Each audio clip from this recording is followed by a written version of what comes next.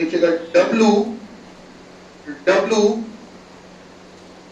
W W के पिता W के पिता डब्लू के पिता लिखा बेटा, डब्लू के पिता जे हैं, डब्लू के पिता जे हैं, डब्लू के पिता जे हैं, लिखा।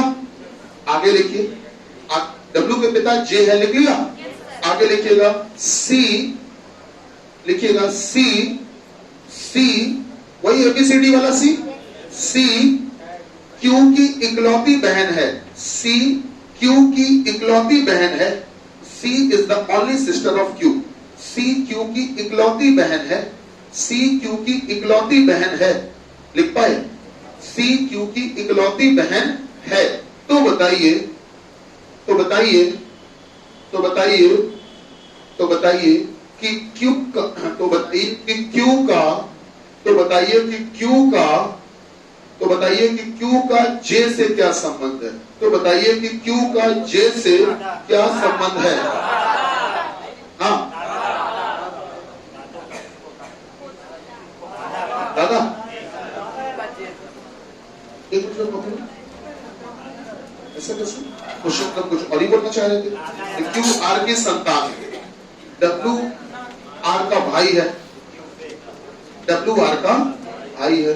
अच्छा सुनो सुनो सुनो, अरे सुनो तो मेरे भैया सुन लो, जो लिखा है डब्लू आर का भाई है उसकी जगह कर लो डब्लू क्यू का भाई है, क्यू का, जो आपने लिखा है डब्लू आर का भाई है, जो लिखा है ना डब्लू आर का भाई है, जो डब्लू आर का भाई है उसकी जगह कर लीजिए डब्लू क्यू का भाई है, क्यू का, कर लिया, डब्लू क्यू का भाई है। अब सवाल लगाइए सर, सर अब लगाइए, तो अब बताओ बेटा, अब बताइए, अब बताइए क्या क्वेश्चन क्या था, तो बताइए कि क्यू का जे से क्या संबंध है।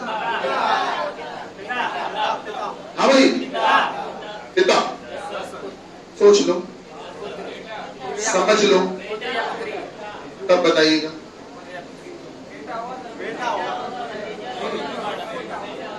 चलिए शुरू करते हैं, आइए शुरू करते हैं, इसीलिए क्वेश्चन बोला गया था, ध्यान दीजिएगा, शुरुआत कर रहे हैं, ध्यान दीजिएगा क्या कहा गया, गौर करो बेटा, देखो क्या बोला गया, समझो, देखो समझिएगा कैसे क्या सॉल्व करना है, इसका मतलब जल्दी से देखो बेटा।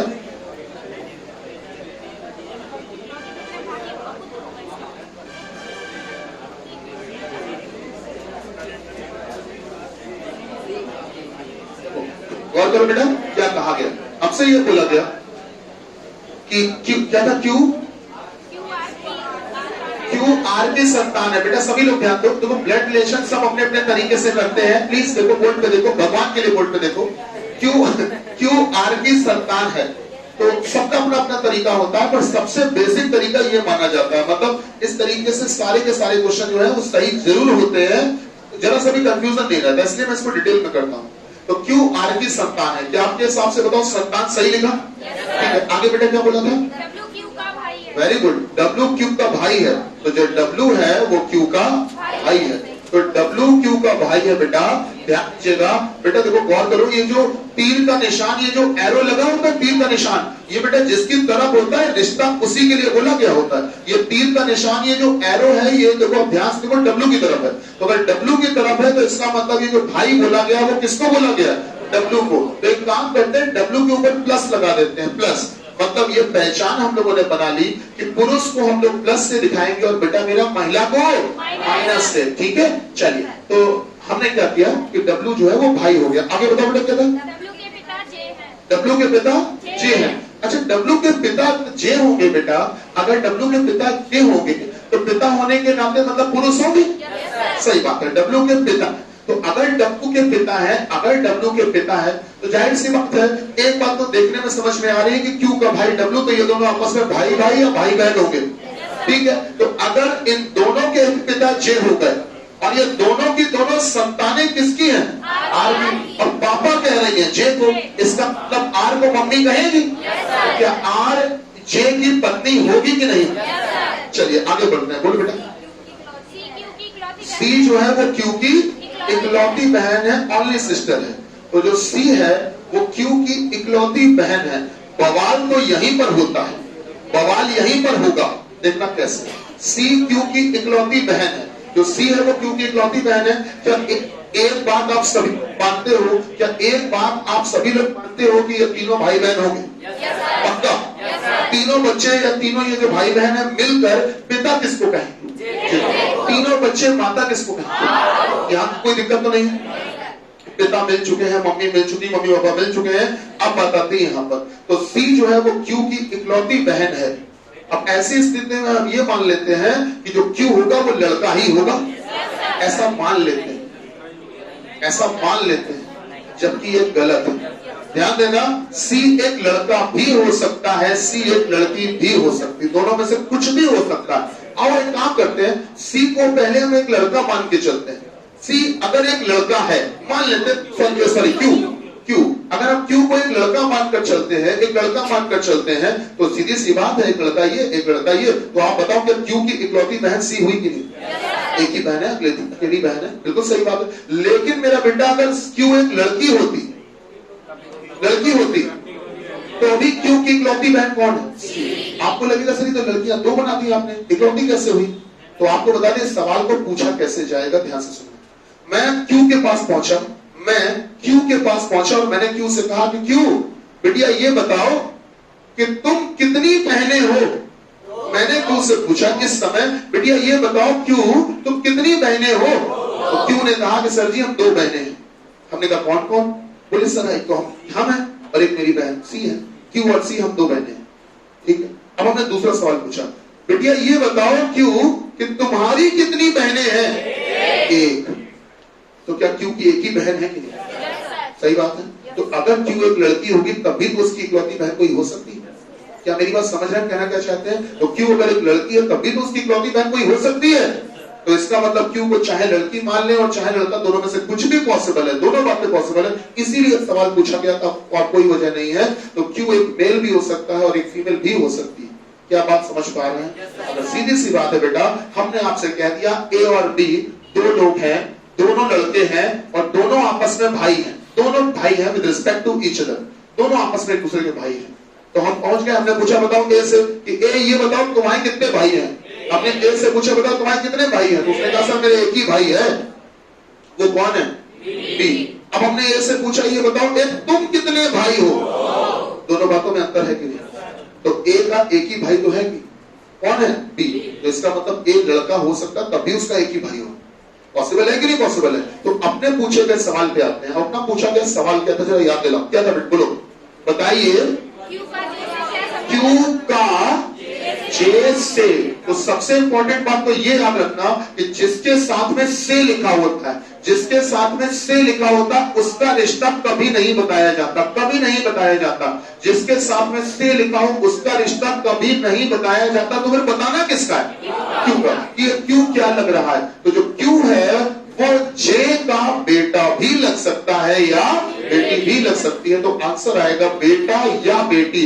अब पहले ऑप्शन में दिया था बेटा, दूसरा ऑप्शन दिया था बेटा, दूसरा ऑप्शन दिया था बेटी, तीसरा ऑप्शन दिया था, तीसरा ऑप्शन दिया था तय नहीं कर सकते, तय नहीं कर सकते, समझ रहे हैं? तय नहीं कर सकते।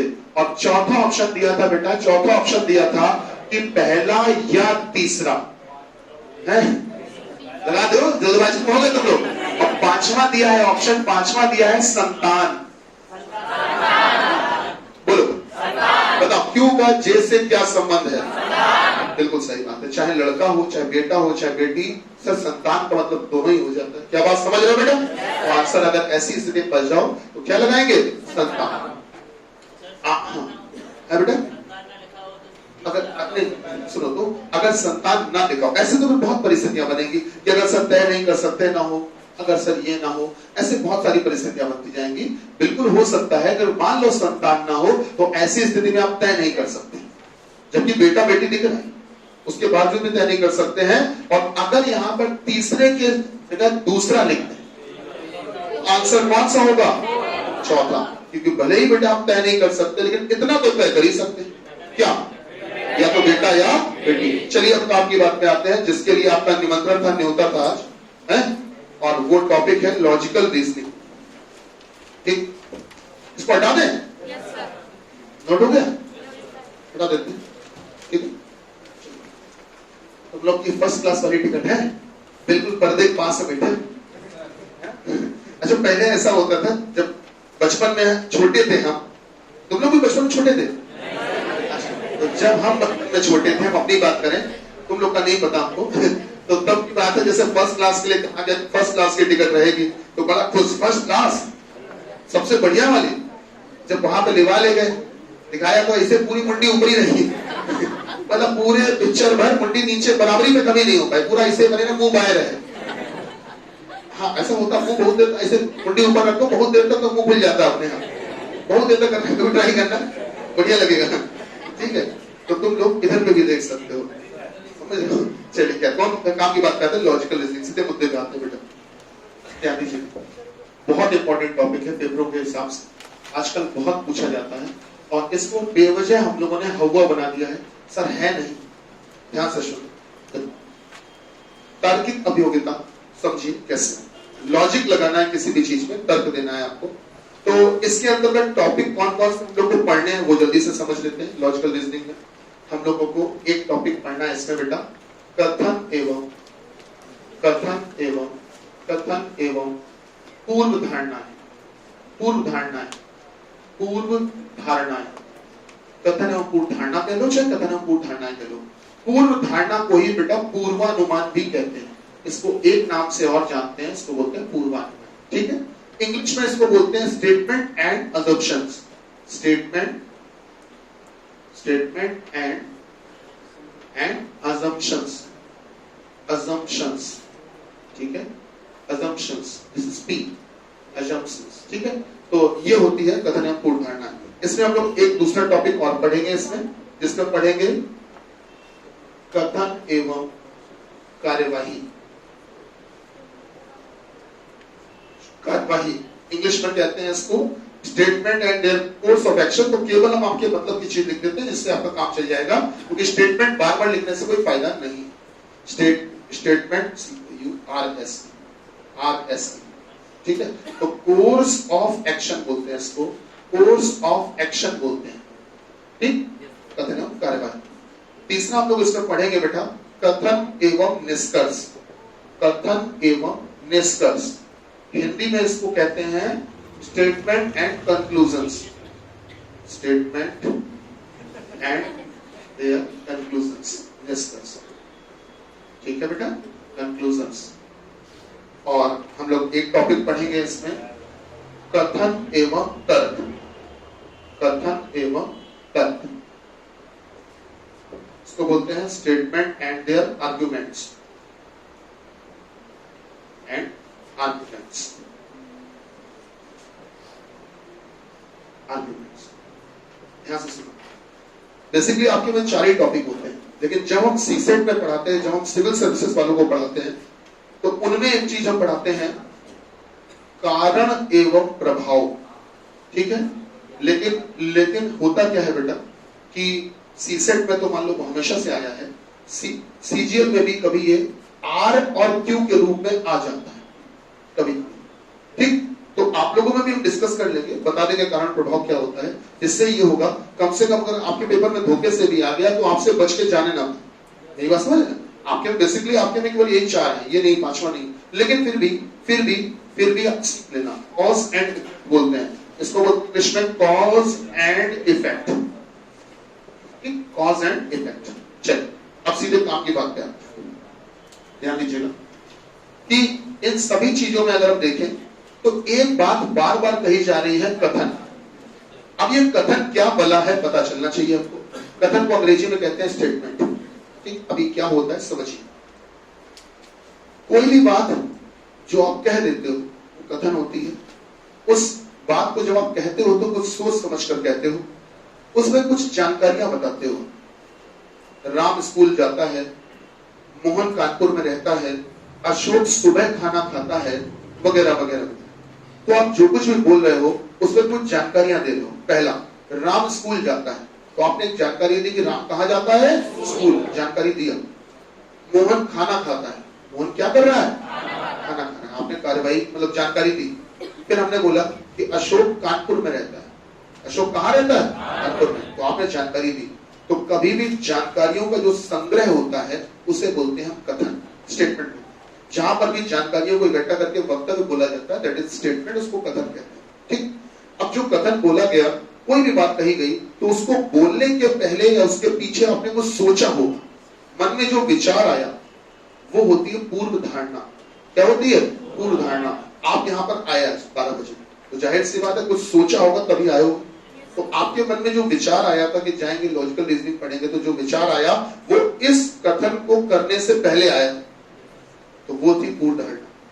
आपके मन में ख्याल आया, ठीक, आपने कहा हम जाएंगे, आप चल दिए और आने के बाद यहां बैठ गए। अब आप पढ़ रहे हो, यह है कार्यवाही। क्या है? कार्यवाही। आपने जो सोचा था जो कि अच्छा कुछ मिलेगा, कुछ सीखने को मिलेगा, वो थी पूर्व धारणा। मतलब हमने ये पहले सोचा था, मन में मेरे ये ख्याल आया था, उसके बाद में आप यहां पढ़ने आए, ये कथन है। और पढ़ने आए उसके बाद में अब आप पढ़ रहे हो, ये कार्यवाही है। और पढ़ने के बाद अब आप जब जाओगे तो इससे आपने कुछ सीखा, क्या? वो निष्कर्ष। क्या है? निष्कर्ष। सिंपल सी बात, ठीक है ना? बिल्कुल इस बात को तसल्ली से समझाते हैं। लिखिए कॉपी में, पहले हम इनको थ्योरी लिखवा देते हैं पूरी, उसके बाद में प्रैक्टिकल बताएंगे इसका। लिखो, हेडिंग डालो कथन, हेडिंग डालिए कथन, हेडिंग डालिएगा कथन, स्टेटमेंट। बोले, लिखिएगा बेटा। कोई भी ऐसा वक्तव्य, कोई भी ऐसा वक्तव्य, कोई भी ऐसा वक्तव्य, वक्तव्य जिसमें जानकारियों का संग्रह होता है, जिसमें जानकारियों का संग्रह होता है। कोई भी ऐसा वक्तव्य जिसमें जानकारियों का संग्रह होता है, यह कलेक्शन कह सकते हो इंग्लिश में आप, होता है, ठीक है, उसे कथन कहते हैं, उसे कथन कहते हैं, उसे कथन कहते हैं। फुल स्टॉप लगाइए, पूर्ण विराम लगाइए, आगे लिखिए, लिखिएगा इसके मूल रूप में, इसके मूल रूप में, मूल रूप में, ठीक है, इसको बोलते हैं कोर स्ट्रक्चर, इंग्लिश में कहते हैं कोर स्ट्रक्चर। इसके मूल रूप में कोई भी बदलाव, कोई भी बदलाव, कोई भी बदलाव कभी भी, कभी भी नहीं किया जा सकता है। इसके मूल रूप में कोई भी बदलाव कभी भी नहीं किया जा सकता है। इसके मूल रूप में कोई भी बदलाव कभी भी नहीं किया जा सकता है। बात समझ रहे हैं? कभी बदलाव नहीं किया जा सकता। इसका मतलब क्या हुआ कि हमने कहा कि कल सुबह 8 बजे आप सभी को आना है, तो ये कथन है। तो आपको 8 बजे मतलब 8 बजे आना है। अब 8 बजे कैसे आना है वो आप तय कर लो। तो आप अपने अपने तरीके से आ सकते हो सकता है आप 7:30 बजे ही पहुंच जाओ, 7:45 पे ही आ जाओ, लेकिन 8 बजे अगर हमने क्लास के अंदर बोला तो आपको 8 बजे क्लास के अंदर होना है। तो जो हमारी डिमांड है वो पूरी होनी चाहिए। वो आप कैसे कर रहे हो वो आपका हेडक है। क्या मेरी बात समझ रहे हैं? आप चाहे तो बैग लेकर आए, चाहे कॉपी लेकर आए, चाहे केवल पेन लेकर आए, या आप कैसे भी आए, वो आपकी इच्छा है, लेकिन 8 बजे हमने मूल रूप बोला है। उसी प्रकार से जैसे संविधान, कॉन्स्टिट्यूशन, कॉन्स्टिट्यूशन अगर तुम्हें मालूम हो तो कॉन्स्टिट्यूशन को कभी भी बदला नहीं जा सकता, मालूम है कि नहीं? संविधान को उसमें केवल और केवल संशोधन किया जा सकता है, अमेंडमेंट कर सकते हैं कि भाई ऐसा होता है तो एक काम करो यार, इस तरह के मामले बढ़ने लगे हैं देश में, तो एक काम करो, इसको ऐसे के बजाय थोड़ा सा ऐसे और कर लो, इसमें ये और जोड़ लो, वो थोड़ा सा हम घटा दो, लेकिन ये नहीं कि उस पूरे नियम को ही हटा दें, ऐसा नहीं कर सकते। तो वही है कि उसका जो मूल रूप है वो आप चेंज नहीं कर सकते, हाँ उसमें कुछ अदला बदली कर सकते हैं, उसी को आप बोलते हैं अमेंडमेंट। तो कथन जो एक संविधान है वो भी एक कथन ही होता है, उसको आप कभी नहीं बदल सकते, कभी भी नहीं बदल सकते।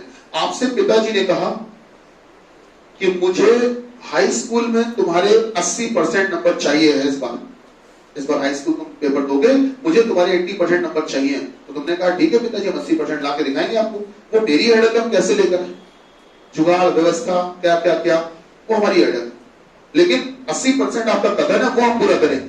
तो कथन में तो कोई बदलाव नहीं कर सकते, 80 को 70 तो नहीं कर सकते, सही बात। तो कथन है उसके मूल रूप में कभी कोई बदलाव नहीं, पहली बात। चलिए अब आते हैं, लिखिएगा पूर्व धारणा, जल्दी से लिखिए पूर्व धारणा, हेडिंग डालिए पूर्व धारणा, पूर्व धारणा, बोले पूर्व धारणा लिखिए। किसी भी कथन को बोलने से पहले, किसी भी कथन को बोलने से पहले, किसी भी कथन को बोलने से पहले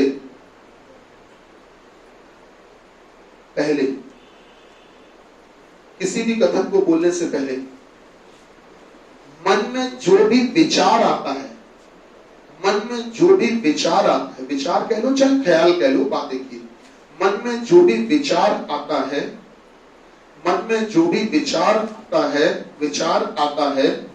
उसे पूर्व धारणा कहते हैं, उसे पूर्व धारणा कहते हैं, उसे पूर्व धारणा कहते हैं, उसे पूर्व धारणा कहते हैं। बेटा लिखा? ठीक है। अब आ जाओ दूसरा लिखिए, कार्यवाही।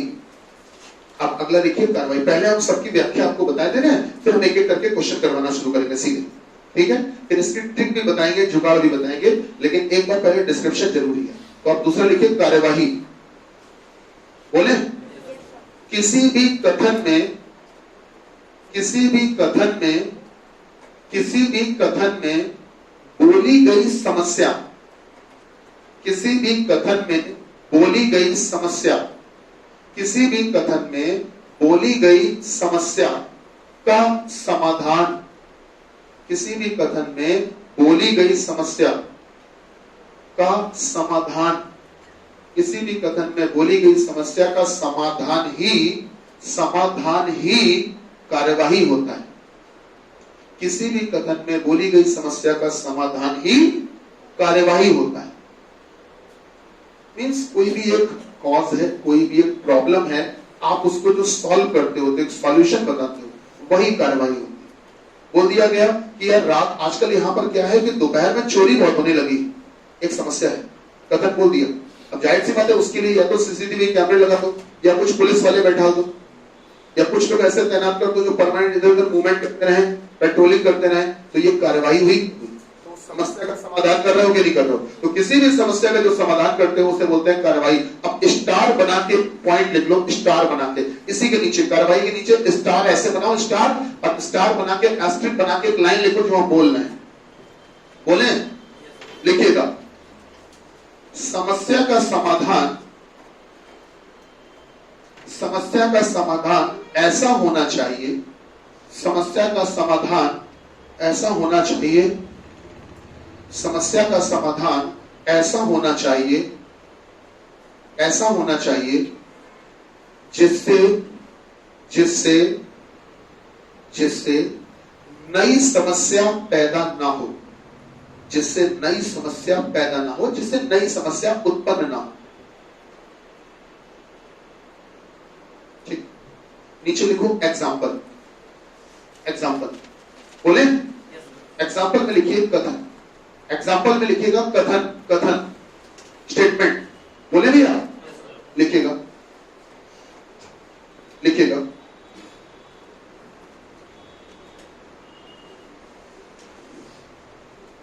लिखिएगा, अशोक के दोस्त राहुल, अशोक के दोस्त राहुल, अशोक के दोस्त राहुल के पास,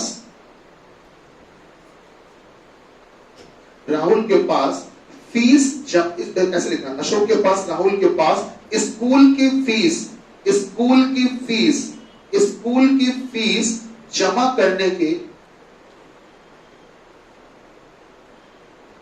स्कूल की फीस जमा करने के लिए पैसे नहीं हैं, स्कूल की फीस जमा करने के लिए पैसे नहीं हैं, और यदि यदि अंतिम तारीख तक, और यदि अंतिम तारीख तक फीस नहीं जमा की गई, अंतिम तारीख तक फीस नहीं जमा की गई, तो राहुल को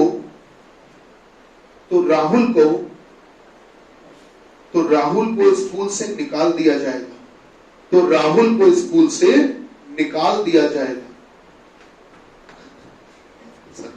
तो राहुल को स्कूल से निकाल दिया जाएगा। देखा बेटा, राहुल ऐसा कुछ नहीं होगा, परेशान मत होना, ये धोखे से नाम बोल दिया मैंने। चलिए, राहुल को स्कूल से निकाल दिया जाएगा। अब लिखिए कार्यवाही, अब लिखिएगा कार्यवाही, कार्यवाही लिखिएगा, कार्यवाही लिखिएगा। अशोक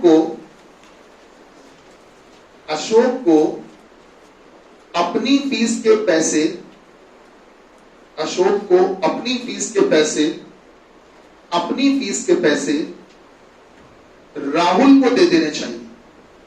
अशोक को अपनी फीस के पैसे राहुल को दे देने चाहिए। अशोक को अपनी फीस के पैसे राहुल को दे देने चाहिए। बढ़िया है, दोस्त की मदद करनी चाहिए, बिल्कुल करनी चाहिए। याराना हो जाने क्या क्या पिछड़े बन गई नहीं। राहुल के पास फीस के पैसे नहीं थे, लास्ट डेट आ गई थी, अगर फीस नहीं जमा करेगा तो नाम कट जाएगा स्कूल से। अशोक का दोस्त है, तो अशोक की जिम्मेदारी बनती है कि दोस्ती का फर्ज निभाए कि भाई नहीं निभाना चाहिए, बिल्कुल निभाना चाहिए। अब अशोक के पास पैसे नहीं है उसकी फीस के, वो दे दे राहुल की फीस, क्या दिक्कत है? ये बातें सुनने में तो बड़ी बढ़िया लगती है, लेकिन प्रैक्टिकल बात यह है कि ऐसा नहीं करना चाहिए, हरगिज नहीं करना चाहिए, हरगिज नहीं करना चाहिए। क्योंकि अगर अशोक राहुल को अपनी फीस के पैसे दे देगा तो उसकी समस्या का तो समाधान हो गया, राहुल की समस्या का तो समाधान कर दिया, सर एक नई समस्या पैदा हो गई, नहीं हो गई? अब अशोक इधर ढूंढे कि उनकी फीस कहां जमा। तो समस्या का समाधान हमेशा ऐसा होना चाहिए जिससे नई समस्या उत्पन्न ना हो। क्या मेरी बात समझ रहे हैं? सबसे सिंपल लॉजिक यही होता है। तो इस कार्रवाई को काट दीजिए, गलत है। इस कार्रवाई को काट दीजिए, गलत है। जो हमने कार्रवाई बोली है इस कथन के लिए ये कार्रवाई गलत है, ये गलत है, ये इसमें जो लिखवाई है हमने आपको, उसको काट दीजिए, गलत है। क्या समझ में आया? समझ में आया? अगर ये गलत है तो फिर सर सही क्या होगी? सही अगर ढूंढने निकले हम लोग कि इसकी सही कार्रवाई क्या होगी, तो सही कार्रवाई इस प्रकार से अगर दी होती तो हो सकती थी कि अशोक के पास यदि उसकी फीस के अतिरिक्त पैसे हो, यदि लगा दिया, यदि अशोक के पास यदि उसकी फीस के अतिरिक्त कुछ पैसे हो तो वह राहुल की फीस जमा कर दे या उसको कर देनी चाहिए। क्या मेरी बात समझ रहे हैं? अगर ऐसा कुछ दिया होता तो वो कार्रवाई क्या होती? क्या बात समझ रहे हैं बेटा? समस्या का समाधान ऐसा करो जिससे नई समस्या उत्पन्न ना हो। क्लियर है सर? ठीक, इसलिए कार्रवाई को गलत करनी पड़ी हम लोगों को। कार्रवाई हुआ, अब चलो थोड़ा सा आगे बढ़ते। लेकिन कार्रवाई का एक एग्जांपल और हम बताया करते थे, अभी तुमको बता दें। जैसे होता क्या है कि हम बाहर टहल लेते ऐसे, तो देखा कि एक बेचारा परेशान सा व्यक्ति जा रहा है, कपड़े फटे से है, बड़ा गरीब सा लग रहा है, काफी महीनों से या दिनों से उसने खाना नहीं खाया, सबको लग रहा है बड़ा कमजोर सा है। तो हम उसके पास पहुंचे, हमने कहा भैया क्या हुआ, भूख लगी है, हमें ऐसा लग रहा है, तुमको देखकर परेशान लग रहा है। बोला हाँ भूख लगी, बहुत दिनों से खाना नहीं खाया, खिला दो खाना कुछ। हमने कहा चलो यार, तुम्हारे कपड़े भी फटे हुए हैं।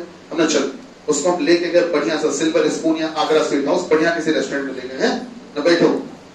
हमने कहा मंगा लो जो तुम्हें मंगाना।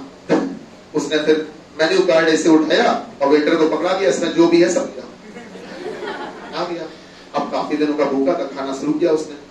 उसके बाद में जो बच गया उसने कहा कि हमारे सब पैक कर दीजिए। वहां से पैक भी हो गया उसने। हमने कहा एक काम करो, हमारे कपड़े और चप्पलें भी ठीक नहीं लग रही हैं। हमने वेटर से कहा कि भाई ऐसा करिए, कुछ कपड़ों की व्यवस्था करवाइए, कुछ कपड़े लेकर आइए, अच्छे से परचेज करके लाइए। आपको बताएं, जब आप किसी 3 स्टार या एवं 3 स्टार रेस्टोरेंट्स में जाते हो या किसी ऐसे रिजॉर्ट में जाते हो, तो वहां पर आप जिस टेबल पर बैठते हो वहां पर आपको सब कुछ उपलब्ध करवाया जाता है, केवल उसके मेन्यू कार्ड की चीजें नहीं। आप अगर कहोगे कि मुझे अब ये भी चीज ला कर दीजिए, तो उनकी जिम्मेदारी बनती है कि वो अवेलेबल करवाएं, कहीं से लेकर आए, बाद में आपके बिल में ऐड कर देंगे, आपको जाने की जरूरत नहीं है। ये अबव 3 स्टार रेस्टोरेंट्स में, होटल्स में ये फैसिलिटीज मिलती, ये मानकर चलिए। तो हुआ ये कि हमने कहा कि ठीक है, ऐसा कि बढ़िया से कपड़े लेकर आओ, चप्पलें लेकर आओ, उसके लिए लेकर आया, ठीक पहना दिया उसको, ये लो पकड़ो, सब खाना ना पैक हो गया। हमने कहा आप कैसा लग रहा है? बोले बहुत बढ़िया लग रहा है। हमने कहा ठीक जाओ, चला गया वो चलता कूदता। हमने पूछा वेटर से, हमने कहा भाई कितना बिल हुआ? बोला 25,619 रुपए। मेरी जेब में केवल 100 रुपए का नोट था, बड़ी अम्मा बन रहे थे। 25,619। हमने उनकी समस्या का तो समाधान कर दिया, समझ गए? अपने लिए नई समस्या पैदा की। क्या मेरी बात समझ रहे हैं? तो ये जो कार्रवाई की हमने, ये गलत है। क्या मेरी बात समझ में आ रही है? सिंपल सी बात है ये। अब जैसे क्वेश्चन बहुत पूछा जाता है कि क्या फीमेल्स के लिए, क्या महिलाओं के लिए नाइट शिफ्ट की ड्यूटी ऑफिसेस में या कार्यालयों में या फैक्ट्रियों में या कंपनियों में खत्म कर देनी चाहिए? ये तर्क में पूछा जाता है आर्ग्यूमेंट में कि क्या महिलाओं के लिए नाइट शिफ्ट की ड्यूटी, क्या महिलाओं के लिए नाइट शिफ्ट की ड्यूटी खत्म कर देनी चाहिए? अब उसमें तर्क क्या दिया जाता है, सुनना। पहला, हाँ खत्म कर देनी चाहिए, क्योंकि उनकी सुरक्षा के लिए यही एकमात्र उचित तरीका है। गलत। दूसरा, नहीं, नाइट शिफ्ट उनकी नहीं खत्म करनी चाहिए, बजाय इसके उनकी सुरक्षा के लिए कोई उचित प्रबंध करना। कार्रवाई सही, सीधी सी बात है। क्योंकि अगर बेटा पहले वाले को तुम टिक कर देते तो इसका मतलब तुमने उनकी नाइट शिफ्ट खत्म कर दी, तो अभी तक जो महिलाएं असुरक्षित रहती थी, रात में ड्यूटी करने, जॉब करने जाती थी, वो असुरक्षित रहती थी, तो अब वो नहीं रहेंगी असुरक्षित, उनको तुमने उनकी नौकरी बंद कर दी, तो उनकी उस समस्या का तो समाधान हो गया, लेकिन नई समस्या पैदा हो गई। अब वो जॉबलेस हो गई, उनके पास काम नहीं है। क्या मेरी बात समझ रहे हैं? बेटा कार्रवाई ऐसी हो जिससे नई समस्या उत्पन्न ना। कार्रवाई हो गया। अब तीसरा लिखिए निष्कर्ष। निष्कर्ष, कंक्लूजन, निष्कर्ष बोले, लिखिए निष्कर्ष, लिखिए। किसी भी पूर्व धारणा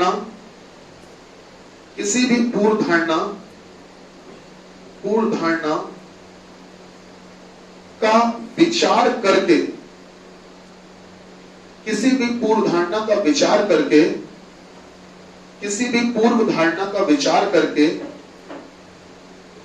जब कोई कथन बोला जाता है,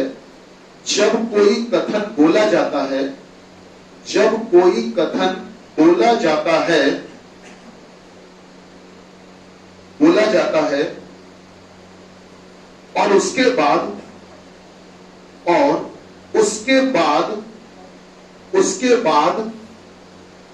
बाद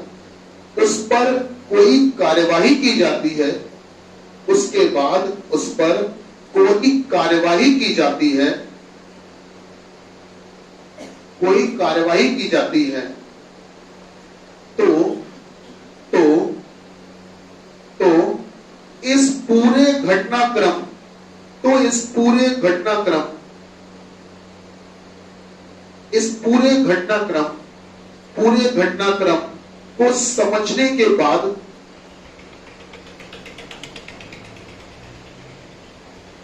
पूरे घटनाक्रम को समझने के बाद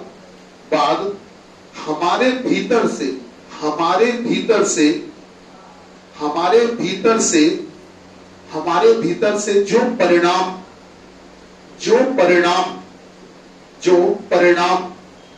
बेटा परिणाम लिखा, परिणाम के बगल में कोष्टक में लिख लो बात। इस तरह से बात नहीं, बातचीत होती, बात कोष्टक में लिख लो बात निकलती है,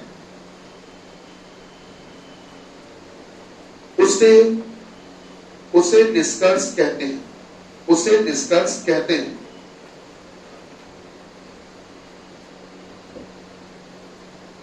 देखा? अब स्टार बना के एक बात लिखो, स्टार बना के लिखिएगा। इसको पहचानने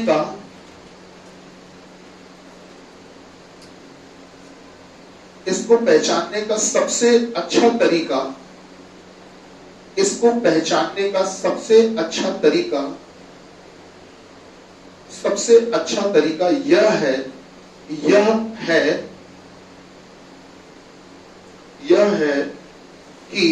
कि पूरे घटनाक्रम को पढ़ने के बाद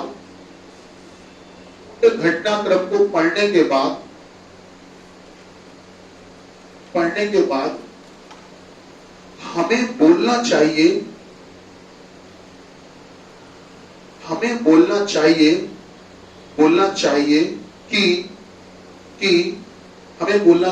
कि अब बेटा आगे इन्वर्टेड कॉमा में लिखना, इन्वर्टेड कॉमा में इस प्रकार से, इसका मतलब है कि, अब इन्वर्टेड कॉमा बंद कर दो, इसका मतलब है कि इन्वर्टेड कॉमा बंद कर दीजिए, लिखा, इसका मतलब है कि इन्वर्टेड कॉमा बंद कर दिया, और फिर निष्कर्ष को पढ़ना चाहिए, और फिर निष्कर्ष को पढ़ना चाहिए, और फिर निष्कर्ष को पढ़ना चाहिए, लिख लीजिए, और फिर निष्कर्ष को पढ़ना चाहिए। चलिए अब इस बात को समझाते हैं कि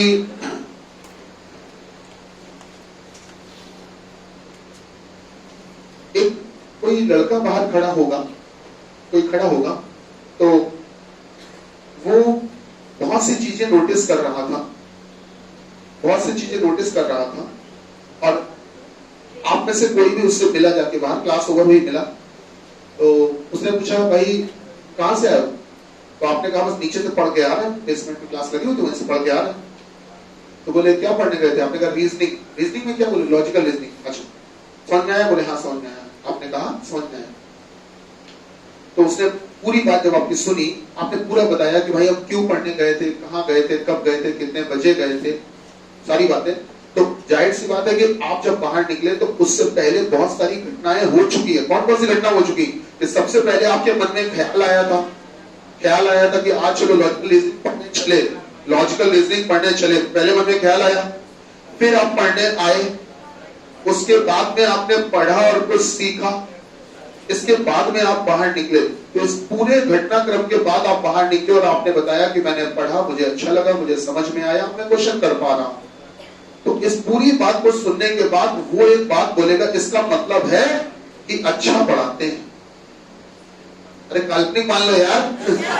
हाँ, उसके मन में एक बात आई पूरी बात को सुनने के बाद कि उसने क्या बोला, आपकी पूरी बात सुन ली और सुनने के बाद उसने ये शब्द बोले, इसका मतलब है कि अच्छा पढ़ाते हैं। तो ये अच्छा पढ़ाते हैं उसने बोला, ये निष्कर्ष पूरी बात से निकलकर आया कि नहीं आया? तो उस निष्कर्ष को पहचानने के लिए कि वो सही है कि गलत है, वो सही है कि गलत है, पहचानने का तरीका आपने पहले ये शब्द बोले अपने मन से और फिर आपने निष्कर्ष पढ़ लिया। तो अगर इन शब्दों को बोलने के बाद में आप निष्कर्ष पढ़ते और पढ़ने में ठीक लगता है, हाँ तो वह निष्कर्ष सही है। अब ध्यान से सुनना, आप यहां से पढ़ के बाहर गए, बहुत गुस्से में थे, आप बहुत गुस्से में थे और बाहर बोलते बड़बड़ाते चले जा रहे थे, मूड खराब कर दिया, पूरा टाइम खराब करके रख दिया, बिल्कुल दिमाग खराब कर दिया, पता नहीं कहाँ पढ़ाया करते हैं, समझ में नहीं आता है, ऐसा बोलना नहीं, ठीक है। ये सब बड़बड़ाते आप चले जा रहे थे कि मिल जाए अकेले में तो आप समझ लें, वगैरह वगैरह वगैरह तमाम सारी बातें, फंस गए और भी बहुत कुछ, ये सब बोलते चले जा रहे थे। वो लड़का बाहर देख रहा था, उसने आपको बोला इधर आया, तो पहुंचे, तमाम सारे लोग पहुंचे। क्या हुआ, बड़ा परेशान लग रहे हो? हाँ यार गए थे नीचे पढ़ने उनसे, तो पढ़े जाके और हमने सोचा पढ़ाया जाएगा, कुछ सीखने को मिलेगा, लॉजिकल रीजनिंग। हम पढ़ने आए, अलग से टाइम निकाला, काफी देर बैठे, बहुत देर तक क्या बताते रहे और उसके बाद में हम क्वेश्चन लगा रहे हैं, क्वेश्चन ही नहीं हो पा रहे हैं, पढ़ के निकले, बहुत लोग गुस्से में थे। उसने पूरी बात सुनी और सुनने के बाद उसने कहा कि इसका मतलब है कि अच्छा पढ़ाते हैं। ये निष्कर्ष क्या है? गलत है। कि सर जब वो गुस्से में है तो इसका मतलब है अच्छा पढ़ाते, ये कहां से हो गया? निष्कर्ष क्या हुआ? ये गलत। तो पूरी बात सुनने के बाद आपने इसका मतलब है बोला और फिर निष्कर्ष पढ़ा। अगर आपको निष्कर्ष उससे संबंधित लग रहा है तो सही कर देना, और अगर उससे संबंधित नहीं लग रहा है तो गलत कर देना। सबसे आसान तरीका। क्या मेरी बात समझ पा रहे हैं? ये हम लोगों ने तीसरा लिख दिया ना, निष्कर्ष। अब लिखो बेटा तर्क, हेडिंग डालो तर्क, आर्ग्यूमेंट। क्यों ये जो आर्ग्यूमेंट होता है, आर्ग्यूमेंट स्पेलिंग में GUE होता है, GU के बाद E नहीं होता है, पक्का? हम थोड़ा सा भ्रमित हो रहे हैं, कंफ्यूज हो रहे हैं। हाँ, अंग्रेजी कुछ नाराज चल रही है हमसे आजकल, इसलिए हमें कंफ्यूजन है कि शायद E होता है कि नहीं होता। हाँ सही है, अरे बस फिर कोई दिक्कत नहीं, चलो बनी रहे नाराज, कोई टेंशन नहीं। चलिए आप लिखेंगे तर्क, लिखिएगा तर्क। अच्छा, अक्सर क्या होता है कि कुछ ऐसे शब्द होते हैं जिनका मीनिंग हम नेगेटिव ही सोचते हैं। जैसे कह दिया गया आर्ग्यूमेंट, तो आपको लगे आर्ग्यूमेंट, हाँ ये इसका मतलब बहस की बात है, काहे बहस कर रहे हो यार, काहे आर्ग्यूमेंट कर रहे हो? जबकि ऐसा नहीं है। आर्ग्यूमेंट जो होता है वो पॉजिटिव भी होता है, नेगेटिव भी होता है। सर आप किसी भी बात को लेकर तर्क करते हो, तर्क, तो वो तर्क अच्छा भी होता है और बुरा भी होता है। कुछ शब्द होते हैं जिनको जबरदस्ती हम लोगों ने नेगेटिव रूप में पेश किया हुआ है। अच्छा, वो इसलिए किया हुआ है कि अगर किसी ने कोई बात कह दी, मोदी जी ने कुछ कह दिया और योगी जी ने कुछ कह दिया, अमित शाह जी ने कुछ कह दिया, किसी भी पॉलिटिशियन ने कुछ कह दिया, तो हमने उनकी पूरी बात सुनने के बाद उस पर तर्क किया, कुछ भी तर्क किया, चाहे उनके फेवर में किया हो चाहे अगेंस्ट किया हो। जैसे ही कुछ बोलेंगे तो सामने वाले के मन में आएगा, देखा पूरी बात सुनने के बाद बोलेगा, कुछ बुरा ही बोलेगा, पक्का खिलाफ बोलेगा, ऐसा मन में आता है। तो ऐसा माना जाता है कि तर्क जब भी किया जाएगा वो नेगेटिव ही किया जाएगा, जबकि ऐसा नहीं है। आप मुझे बताओ, पूरी बात को सुनने के बाद पॉजिटिव भी तो बोल सकते हैं, तो उस बात के पक्ष में तो बोल सकते हैं। ऐसे ही एक शब्द और होता है एटीट्यूड। एटीट्यूड शब्द जब भी आ जाता है तो लोग सोचते हैं नेगेटिव है, जबकि एटीट्यूड पॉजिटिव भी होता है बेटा, पॉजिटिव भी होता है। जब वो देखिए, एटीट्यूड जब एरोगेंस बन जाता है तो वो नेगेटिव होता है, लेकिन एटीट्यूड जब आपका स्टाइल होता है तो वो पॉजिटिव होता है। सिंपल सी बात है, जब एटीट्यूड आपका स्टाइल होता है तो वो पॉजिटिव होता है, सिंपल सी बात है।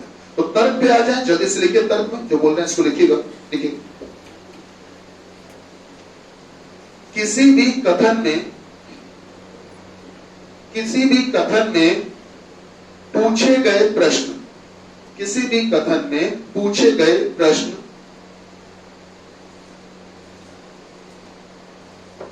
किसी भी कथन में पूछे गए प्रश्न का उत्तर देने के लिए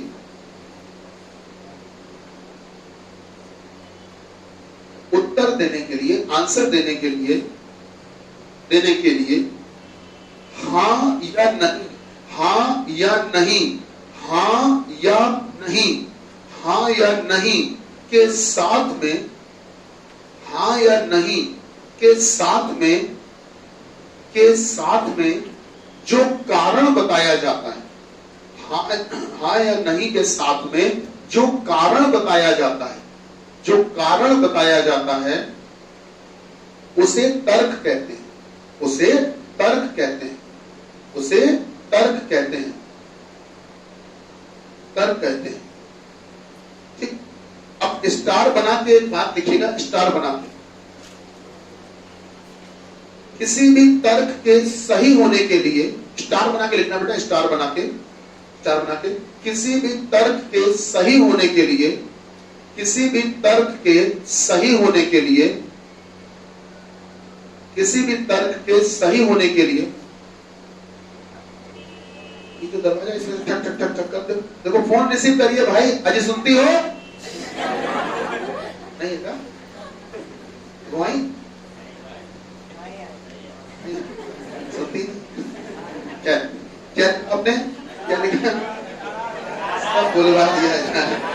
किसी भी तर्क के सही होने के लिए, किसी भी तर्क के सही होने के लिए सही होने के लिए दिए गए कारण का, दिए गए कारण का, दिए गए कारण का, दिए गए कारण का कथन के साथ, कथन के साथ, कथन के साथ, कथन के साथ सीधा संबंध होना चाहिए, कथन के साथ सीधा संबंध होना चाहिए, कथन के साथ सीधा संबंध होना चाहिए, सीधा संबंध होना चाहिए, सीधा संबंध होना चाहिए, सीधा संबंध होना चाहिए। और वह कारण, और वह कारण मजबूत होना चाहिए, स्ट्रॉन्ग होना चाहिए, वह कारण मजबूत होना चाहिए, स्ट्रॉन्ग होना चाहिए, वह कारण मजबूत होना चाहिए, मतलब स्ट्रॉन्ग होना चाहिए। बेटा लिख लिया? Yes sir. ठीक है, जैसे क्या हुआ कि हमने ये कहा आपसे,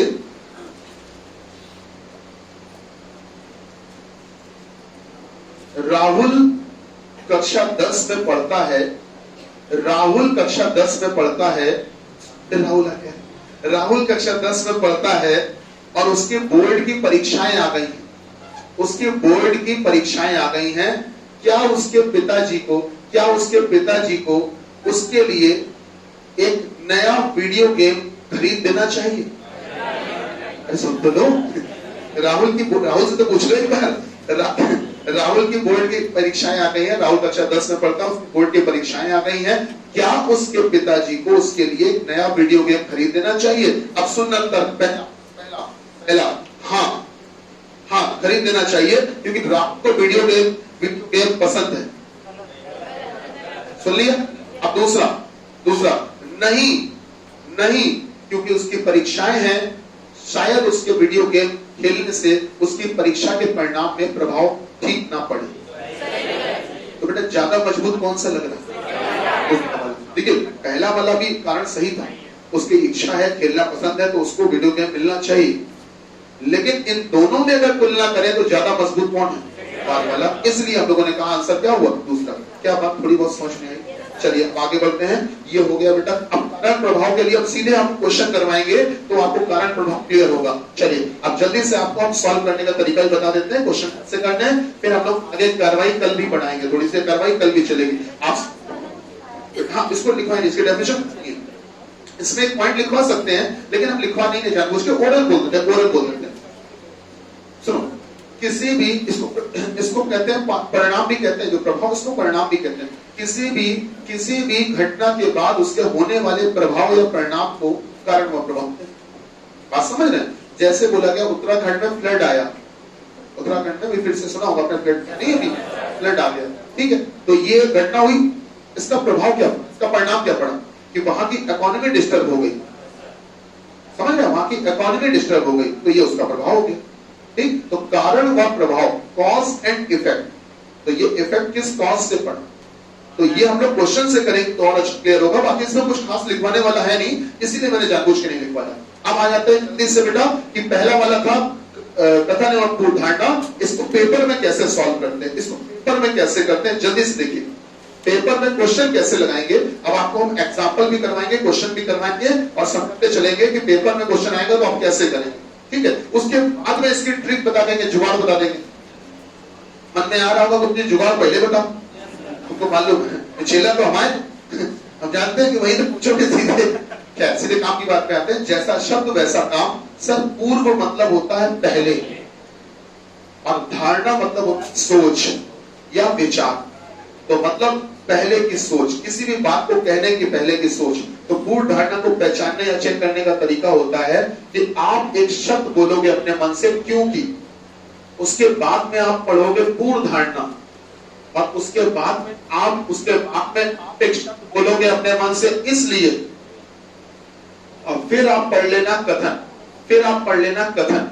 ये पूरा फॉर्मूला है, ये पूरा एक साथ फॉर्मूला है कि आपको इस फॉर्मूले में वैल्यू रखनी है, वैल्यू रखनी है। आप वैल्यू रख दीजिएगा, अगर आपको लगता है कि वैल्यू सेटिस्फाई हो रही है, संतुष्ट हो रही है, तो फिर ये आंसर सही होगा।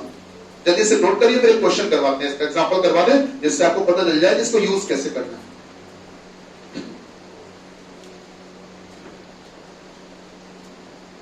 जल्दी से नोट करिए बेटा।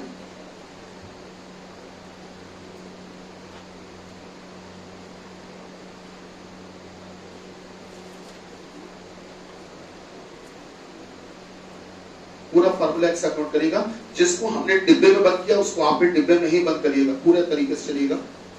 जल्दी से नोट करिए बेटा।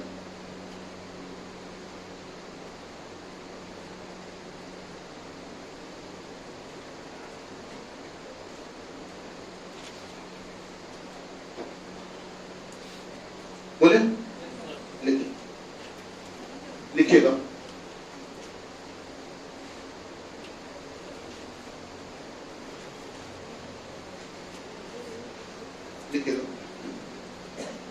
कथन, क्वेश्चन आप सीधे लिख रहे हो, क्वेश्चन में आपको लिखना है कथन। आप सीधे क्वेश्चन आप लिख रहे हो बेटा, तो क्वेश्चन में आपको लिखना है सबसे पहले स्टेटमेंट कथन। बोले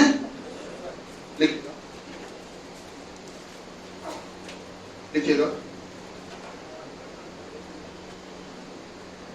गुप्ता जी के होटल में, गुप्ता जी के होटल में समोसों की बिक्री, समोसा जानते हो?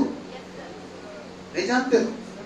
अगर नहीं जानते हो तो कोई बात नहीं, हम जनवाएंगे नहीं, चक्कर में हो कि अपने जनवाएं, समझ रहे हैं? कोई नहीं, समोसा होता है कुछ बता दें बाद में, बना के दिखा दें यहाँ कैसा होता है। ठीक, आपने लिखा है कि गुप्ता जी के होटल में क्या लिखा है? समोसों की बिक्री, गुप्ता जी के होटल में समोसों की बिक्री दिन ब दिन या प्रतिदिन लिख सकते हो आप, दिन ब दिन लिख लो या प्रतिदिन लिख लो, प्रतिदिन बढ़ती ही जा रही है, प्रतिदिन बढ़ती ही जा रही है, प्रतिदिन बढ़ती ही जा रही है। देखा भैया? अब नीचे लिखिए, ये हो गया पूरा। अब नीचे लिखिए पूर्व धारणा, अब नीचे लिखिए पूर्व धारणा, पूर्व धारणा, पूर्व धारणा लिखा बेटा? पूर्व धारणा नंबर 1 आपने अब नीचे हेडिंग डाली है, नीचे आपने बेटा हेडिंग डाली है पूर्व धारणा, पूर्व धारणा।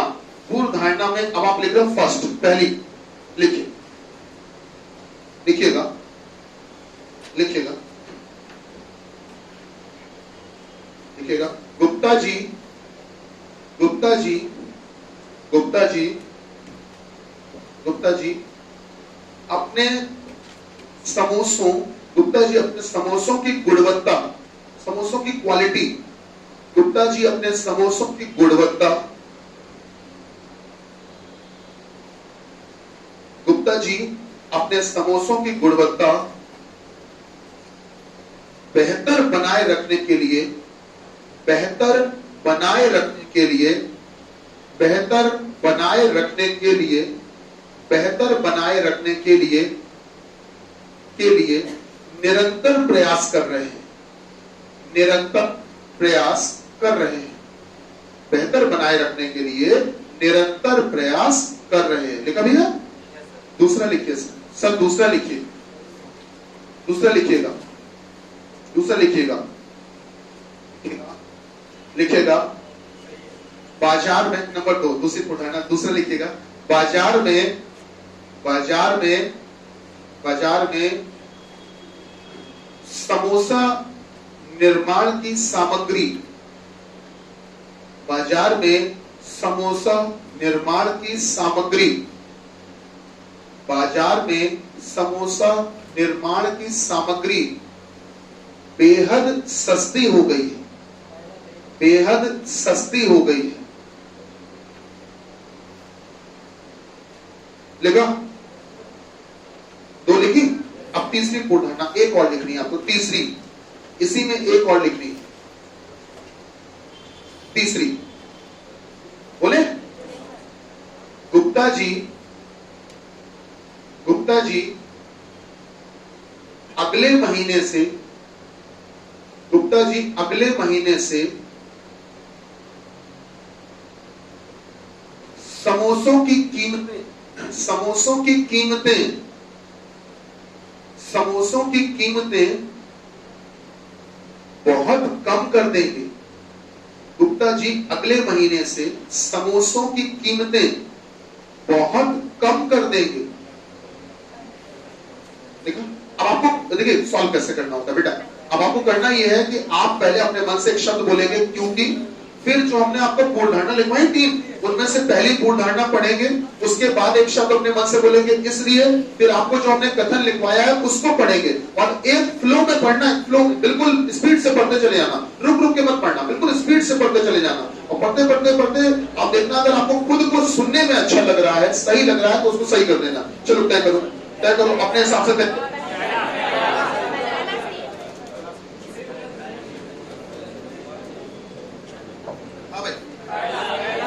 पहला, पहला सही? अगर पहला कॉपी दीजिए, अगर पहला सही है तो चलिए हम पढ़ के बताते हैं, चेक करिएगा, बिल्कुल इसी फॉर्मूले में रख के पढ़। क्योंकि, क्योंकि पहली पूर्ण धारणा पढ़ना है, क्योंकि गुप्ता जी अपने समोसों की गुणवत्ता बेहतर बनाए रखने के लिए निरंतर प्रयास कर रहे हैं, इसलिए, इसलिए गुप्ता जी के होटल में समोसों की बिक्री दिन ब दिन बढ़ती जा रही है। सही बात है? दोबारा से पढ़ लेते हैं एक बार। क्योंकि गुप्ता जी अपने समोसों की गुणवत्ता बेहतर बनाए रखने के लिए निरंतर प्रयास कर रहे हैं, इसलिए गुप्ता जी के होटल में समोसों की बिक्री दिन ब दिन बढ़ती चली जा रही है। सही भाई? समोसों की क्वालिटी जो है वो अच्छी बनाए रखने के लिए डेली निरंतर बराबर प्रयास कर रहे हैं, इसलिए उनकी बिक्री बढ़ती चली जा रही है। ठीक। दूसरा, दूसरी पहली सही कर दो, दूसरी क्योंकि बाजार में समोसा निर्माण की सामग्री बेहद सस्ती हो गई है। क्योंकि बाजार में समोसा निर्माण की जो सामग्री, मतलब समोसा बनाने के लिए जो जो इंग्रेडिएंट्स चाहिए होते हैं, जो जो चीजें चाहिए होती है, सामग्री चाहिए होती है, वो बहुत सस्ती हो गई है। इसलिए गुप्ता जी क्या समोसों की बिक्री बढ़ रही है। तो इसके लिए स्पेसिफिक गुप्ता जी कहां जिम्मेदार हो गए? अरे इसके लिए तो सबके यहां बिक्री बढ़ जानी चाहिए भाई। गुप्ता जी क्या बढ़ी, तो गुप्ता जी की वजह बताओ ना भाई। ये बताओ, अगर बाजार में समोसे की सामग्री सस्ती हुई है तो वो सभी दुकानदारों के लिए हुई होगी। गुप्ता जी की बिक्री काहे बढ़ रही है भाई? तो इसका मतलब ये कि गुप्ता जी के लिए कुछ कारण बताओ विशेष। तो इसलिए दूसरी पूर्ण धारणा गलत। तीसरी क्योंकि गुप्ता जी अगले महीने से समोसों की कीमतें बहुत कम करने वाले हैं। अगले महीने से, आने वाले अगले महीने से बहुत कम करने वाले हैं। इसलिए गुप्ता जी की बिक्री जो समोसों की है वो इसमें बढ़ती चली जा रही है। अगले महीने से कम करेंगे ना, अब उससे बिक्री होनी चाहिए। अभी तो महंगे हैं उनके यहाँ, तो अभी काहे की बिक्री हो रही है? तो इसलिए तीसरी वाली भी गलत। तो आंसर क्या है? क्या बात थोड़ी बहुत पल्ले पड़ी? थोड़ी बहुत पल्ले पड़ी। एक ओरल हो जाए, ओरल।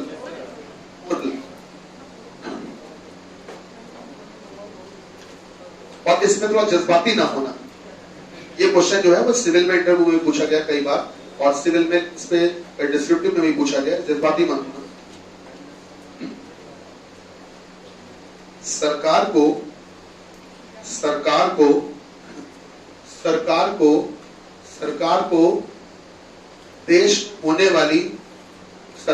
देश में होने वाली सभी प्रतियोगी परीक्षाओं में, सरकार को देश में होने वाली सभी प्रतियोगी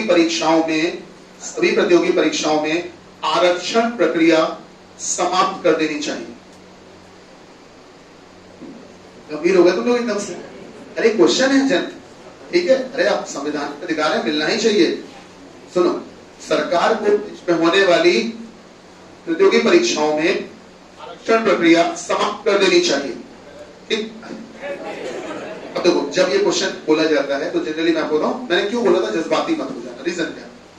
देखिए, आप एक सरकारी डिपार्टमेंट में होने जा रहे हैं, और जब आप सरकारी नौकरी में हो जाएंगे तो आप एक सरकारी का मतलब क्या होता है मैं आपको बताऊं। इस सरकारी का मतलब तो बहुत बचपन से जानते हो, पर समझते नहीं थे। जब छोटे में क्रिकेट खेलते थे, बचपन में क्रिकेट खेलते थे, तो जब तुम गली में बैट बल्ला खेल रहे होते थे तो तुमको कोई मना करता था, मोहल्ले के लोग मना करते थे, या कोई लड़के आगे मना करते, इधर मत खेलो, हटो, भगो यहाँ से। तो तुम क्या कहते थे? सड़क क्या तुम्हारे? जय जय जय जय जय। सड़क तो सरकार की है, नहीं बोलते थे? सड़क तो सरकार की है, मतलब उस समय ही हमको पता था कि जो चीज सरकार की है उस पर सबका अधिकार है। तो अगर तुम सरकारी नौकरी में चले गए तो तुम पर भी सबका अधिकार है।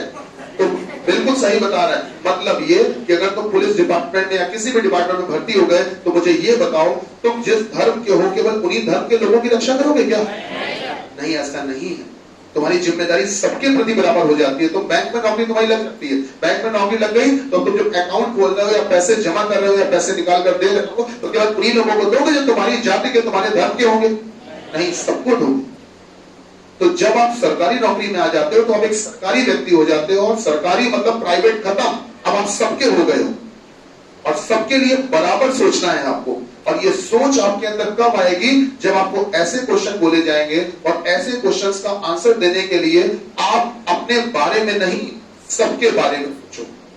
क्या मेरी बात समझ रहे हैं? तो ऐसे क्वेश्चन जब आते हैं तो इनमें ही कहीं ना कहीं आपको बता दें, पूछने की वजह यही होती है कि इनमें कहीं ना कहीं इंसान क्या होता है, थोड़ा जज्बाती हो जाता है। अरे सर ऐसे कैसे हम ईंट से ईंट बजा देंगे, बवाल कर देंगे, आरक्षण खत्म तो करके देखें। तो जो जनरल कैटेगरी वाला है उसके अंदर से आवाज आएगी अभी हाँ, और जो बाकी SC ST OBC physically scheduled, physically challenge वाला व्यक्ति है, उसके अंदर से आवाज आएगी बंद तो करके देखें। अरे हम बवाल कर देंगे, ऐसा ही है ना? तो होता क्या है कि आपने अपने बारे में पूछा, आपने अपने बारे में सोचा। पुराना मानना बेटा, कोई भी आरक्षण नहीं खत्म हो रहा है, ना होना है, ना होना चाहिए। लेकिन जब क्वेश्चन आएगा या कभी लॉजिकल रीजनिंग पढ़ते हो तो आपकी सोच डेवलप कैसे होती है? वो ऐसे ही होती है कि आपकी सोच का स्तर बढ़ जाता है। आप बहुत दूर तक सोचते हो, सबके बारे में सोचते हो। अभी हम वो पूरी टेबल लिखवाएंगे। खैर, तो अब आते हैं, आपने क्या लिखा? पूर्ण लिखी? नहीं लिखी? क्या हो गया ना? ओरल चल रहा था, ओरल। तो सरकार को देश में होने वाली सभी प्रतियोगी परीक्षाओं में आरक्षण प्रक्रिया समाप्त कर देनी चाहिए।